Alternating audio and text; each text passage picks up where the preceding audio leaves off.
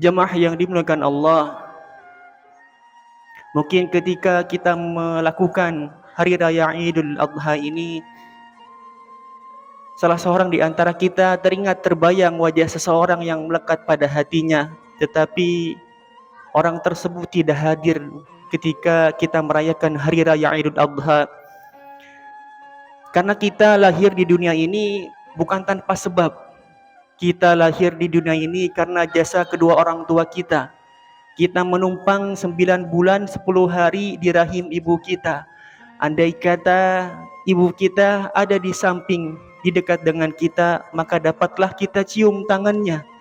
Kita peluk tubuhnya yang sudah rapuh. Karena betapa banyak seorang ibu yang ketika melahirkan anaknya meregang nyawa, bersimbah darah. Tidak sedikit seorang ibu ketika melahirkan anaknya beliau wafat. Begitupun ayah, seorang ayah menjadi tulang punggung keluarga, mencari rezeki yang halal untuk menafkahi anaknya yang dicintai. Ayah jadikan hidupnya, jiwa dan raganya untuk si buah hati belahan jiwa, agar anaknya bisa hidup, bisa menjadi orang yang bermanfaat, orang yang sukses dunia akhirat.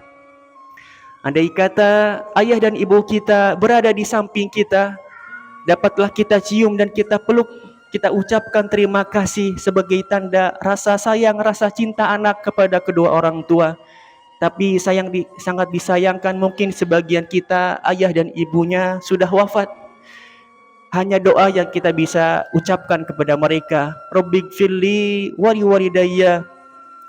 Ya Allah, ampunilah seluruh dosa-dosa kami dan dosa kedua orang tua kami, dosa kedua ibu dan bapak kami. Warhamhuma. Dan ya Allah, sayangilah keduanya. Sayangilah keduanya ya Allah. Kama rabbayani shaghira.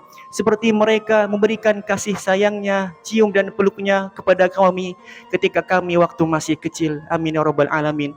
Maka inilah yang dilakukan oleh Nabi Ibrahim alaihi salatu wassalam. Begitu cintanya dia kepada Allah, berdoa meminta kepada Allah seorang anak yang soleh. 86 tahun Nabi Ibrahim meminta kepada Allah. Baru saja dikaruniakan seorang anak yang soleh yang bernama Nabi Ismail alaihi salatu wassalam. Tiba-tiba Allah memerintahkan kepadanya, hai Ibrahim, jika benar engkau mencintaiku, jika benar besar cintamu kepada aku melebihi daripada cintamu kepada anakmu, maka sembelihlah anakmu Ismail. Karena saking cintanya Nabi Ibrahim alaihi salatu wassalam kepada Allah, daripada anaknya Ismail, maka dilaksanakanlah perintah dari Allah untuk menyembelih anaknya. Tetapi Allah tidak akan menyia-nyiakan seseorang yang ia cintainya, lalu digantilah Ismail dengan kambing yang sangat gemuk. Jadi pelajaran yang pertama dari kisah Nabi Ibrahim adalah Nabi Ibrahim rela mengorbankan cinta, ya, sebuah anak, ya, seorang anak yang bernama Nabi Ismail alaihi salam sebagai rasa bentuk cintanya kepada Allah Subhanahu wa taala. Karena nikmat yang terbesar bukan nikmat memiliki harta yang banyak. Karena betapa banyak orang yang memiliki harta yang banyak, justru hartanya tidak dapat menolongnya di akhirat kelak. Nikmat yang terbesar bukan seseorang yang memiliki pangkat, jabatan, kedudukan yang tinggi. Karena betapa banyak orang yang memiliki pangkat, kedudukan, jabatan yang tinggi tidak bisa menolongnya ketika bertemu dengan siksaan Allah Subhanahu wa taala. Nikmat yang terbesar adalah ketika seseorang dititipkan harta, pangkat, jabatan, kemudian dia gunakan untuk menolong agama Allah. Kemudian pelajaran yang kedua adalah Nabi Ibrahim adalah Nabi yang tidak pernah bosan berdoa meminta kepada Allah. Tidak pernah putus, 86 tahun terus berdoa, tidak pernah bosan. Itu ciri seorang hamba yang sangat cinta kepada Rabb-Nya, dia tidak pernah bosan dalam berdoa. Dalam 86 tahun dia berdoa. Yang Nabi Ibrahim minta kepada Allah bukanlah anak yang memiliki harta yang banyak. Karena betapa banyak anak yang sudah kaya raya justru menjadikan orang tuanya pembantu di rumahnya sendiri.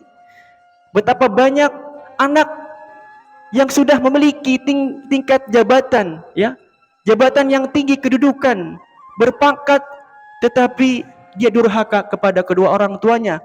Yang Nabi Ibrahim alaihi salatu wasallam minta kepada Allah adalah Rabbi habli minas solihin. Ya Allah, berikanlah aku anak yang soleh. Karena anak yang soleh dapat memberikan investasi akhirat bagi keduanya. Mudah-mudahan kita diberikan anak yang soleh dan solehah, yang ketika anak kita bangun di kesunyian malam, dia mengangkat tangannya, dia selipkan nama kita, berdoa mohon ampun atas dosa-dosa yang kita lakukan. Anak-anak yang suka mendirikan sholat, anak-anak yang suka menyelipkan nama kita di setiap doa yang dipanjatkan, maka itulah anak-anak yang nantinya bisa menyelamatkan kita di akhirat kelak.